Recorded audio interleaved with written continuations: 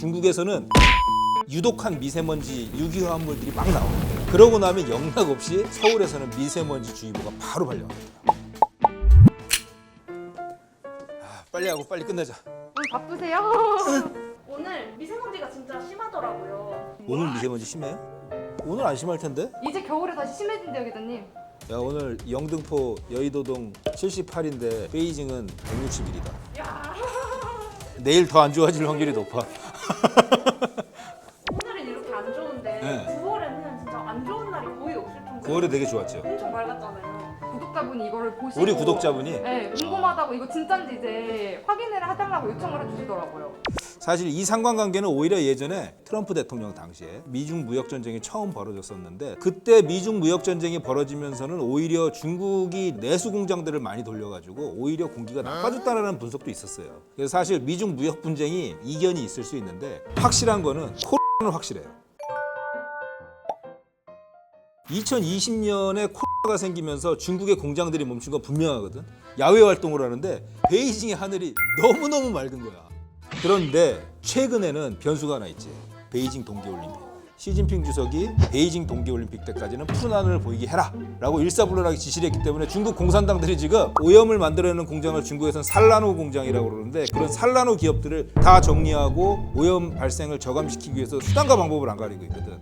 그렇기 때문에 지금 좋아지는 측면이 있어요. 중국에서는 국제 대회나 전 세계적인 무슨 컨퍼런스, 중국의 정치 행사인 뭐 양회 때 이럴 때는 한 일주일 전부터 공장을 문을 닫고 막 여러 가지 조치를 해요. 그럼 실제로 푸른 하늘이 보여요. 그래서 중국 사람들은 그거를 양회 블루라고 그래요. 양회 블루. 오, 그러면 베이징에 파란 하늘 보여지기 전에는 얼마나 하늘이 까맸었어요? 제가 2017년도에 특파원을 나갔는데 그래도 생각했던 것보다는 그렇게 심하지 않더라고. 그래가지고 이 정도면은 내가 뉴스에서 보거나 옛날에 사람들한테 들었던 것보다는 괜찮은데요. 그랬더니 작년 겨울만 해도 앞에 시야가 한 10m까지밖에 안 보이는 날이 며칠 있었다는 거예요.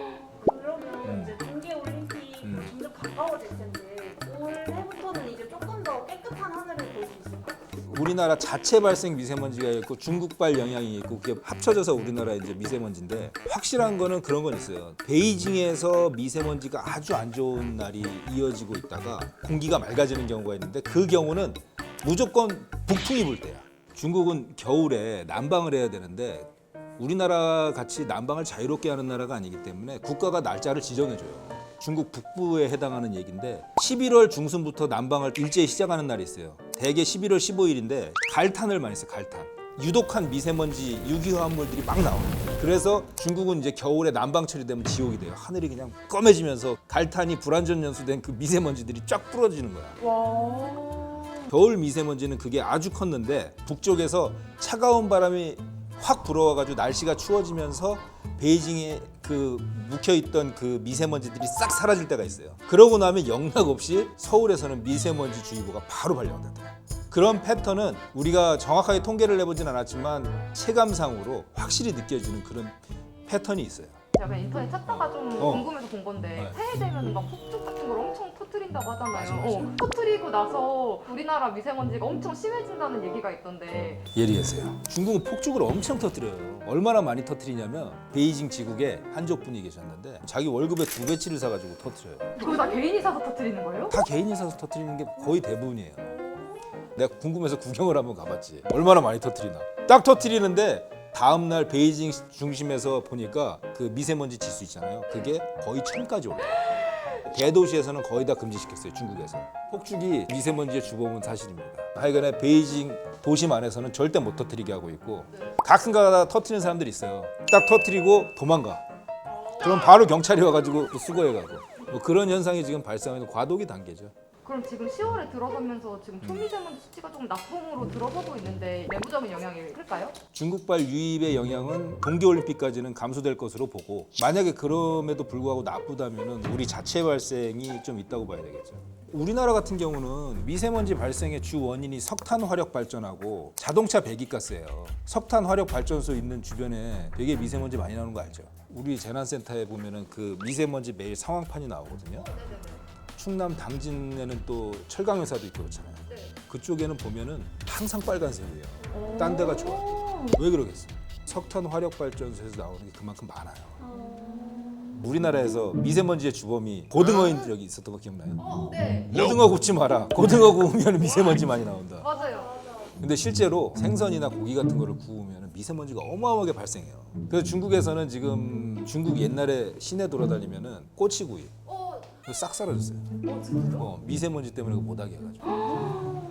중국이 미세먼지를 퇴치하는 방법 중에 인공 강우를 해요. 인공 강우. 봤어요. 구름에다가 미사일을 쏴요. 미사일. 요도와 은을 담은 미사일을 쏴가지고 비가 내리게 하는 거예요. 양회불로 아까 얘기했잖아요. 양회불로. 네. 그럴 때 있을 때 그런 걸 많이 쏴요. 비가 내리면 미세먼지가 상당수가 씻겨나가고 다시 올라가는 현상도 줄어들고 그래가지고 상당히 효과가 있거든. 근데 사실 그게 과학자들 사이에서 문제가 많은 거라고 얘기를 하긴 하지. 구름이나 이런 어떤 대기의 원활한 순환을 방해해가지고 가뭄이 자꾸 생기는 것도 그 중국에서 자꾸 그걸 해서다. 뭐 이런. 근데 그 입증된 건 하나도 없어요. 근데 하여간에 중국에서 인공강우를 어마어마하게 자주 실시하는 건 사실이에요. 이분이 쓴 거 보면은 경제학적으로 되게 많이 써놨어. 상당히 의미 있는 추론을 하셨는데 제가 경제학적 지식도 없고 우리가 알 수 있는 데까지만 얘기해야지. 내가 할 수 있는 얘기는 거의 다 한 것 같다 이제. 미세먼지가 많은 날 가정 내 생활 수칙은 이렇게 지켜주세요.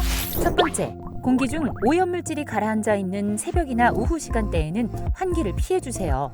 두 번째, 미세먼지가 퍼지지 않도록 청소기보다는 물걸레를 사용해주세요. 세 번째, 실내 미세먼지 농도를 높이는 향초의 사용은 피하고 불가피하게 사용하는 경우에는 충분히 환기해주세요. 네 번째, 요리를 할 때는 환기팬을 가동해 미세먼지가 실내에 퍼지지 않도록 해주세요. 가정에서 건강 생활 수칙을 잘 지켜 미세먼지 피해를 최소화하세요.